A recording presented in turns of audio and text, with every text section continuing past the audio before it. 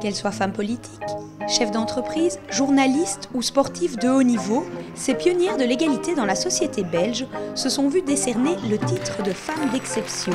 Une manière de mettre à l'honneur ces personnalités remarquables pour leur carrière ou pour leur action au quotidien. Et ce, à quelques jours du centenaire de la Journée internationale de la femme.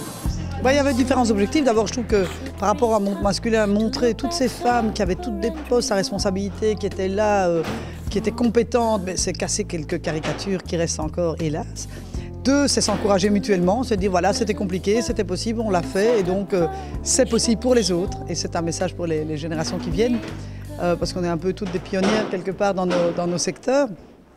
Et puis, c'est aussi d'analyser tout ce qui reste à faire en termes de problèmes. D'accès, d'inégalité, de discrimination, de non-soutien familial ou de combinaison de la vie familiale et de la vie professionnelle, la lutte contre les stéréotypes, donc voilà, c'est un peu tout ça. Et si la ministre de l'Égalité des chances a choisi de réunir 100 femmes, c'est bien pour la symbolique du chiffre, car des femmes d'exception, il en existe selon elle bien plus que 100.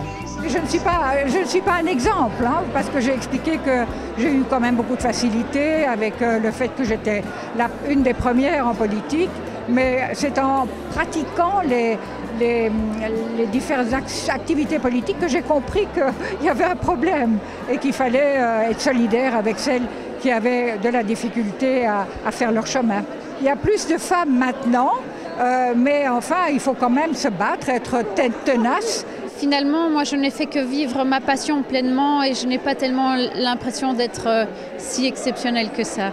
Si je pouvais servir d'exemple à quelques-unes des jeunes filles qui veulent devenir pilotes, ce serait déjà formidable parce qu'effectivement, on est très très peu et il y a beaucoup de stéréotypes à casser dans ce domaine un peu macho par définition.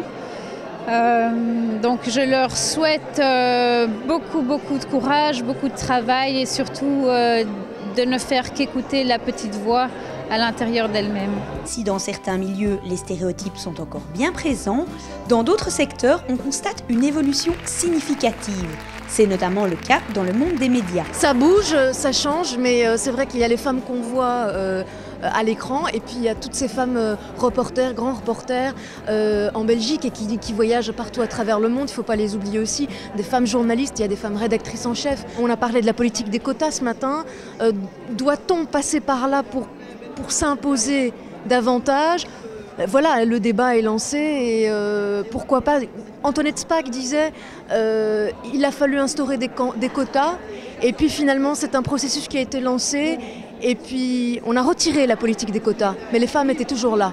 Je trouve que c'est une phrase pleine d'enseignements. Pour cette commissaire de police venue témoigner de son expérience, c'est surtout la façon de se comporter, mais aussi le soutien de ses supérieurs qui lui a permis de s'imposer dans un milieu typiquement masculin. Les premières femmes qui rentrent à la police devaient être assistantes sociales parce qu'elles étaient très typées. Et donc effectivement, quand on arrive tout à fait différente à ce moment et qu'on impose un style tout à fait différent, bien sûr que c'est pas facile de s'imposer. Mais je pense que je crois pas que les choses se soient imposées. Les choses se font aussi un petit peu naturellement par la façon et la personnalité que vous avez. Mais j'ai eu de la chance aussi d'avoir eu un commissaire en chef à l'époque qui était pro-femme. Donc qui a toujours, quand il avait des femmes dans le commissariat, les poussait à faire des études, et justement de grimper. La présence de certaines femmes à la cérémonie a permis de rappeler qu'en Afrique, des femmes luttent encore pour le droit à l'éducation ou le droit de disposer librement de son corps. Aujourd'hui, la journée, ça démontre qu'il y a une prise de conscience. Il y a une détermination politique, que ce soit d'ici et là-bas, mais il y a beaucoup encore de femmes à chemin à faire. Comme par exemple, moi, je viens de loin. Il y a des femmes qui ont envie d'aller faire des études, d'apprendre à lire et écrire, qui n'ont pas le choix, il ne faut pas le faire parce qu'on dit que c'est leur petit frère et leur grand frère qui peuvent aller à l'école. Et ici, ils ont dépassé ce niveau-là. Et elle a démontré aujourd'hui, Joëlle Milquet, la capacité de jongler avec les deux choses, de haut niveau et le très bas. La veille de cet événement, une proposition de loi visant à imposer un tiers de femmes dans les conseils d'administration des sociétés cotées en bourse et des entreprises publiques avait été adoptée. Et si, parmi ces 100 femmes, toutes ne sont pas favorables à l'instauration de quotas, elles s'accordent à dire qu'il reste encore beaucoup à faire, notamment pour réduire l'écart salarial.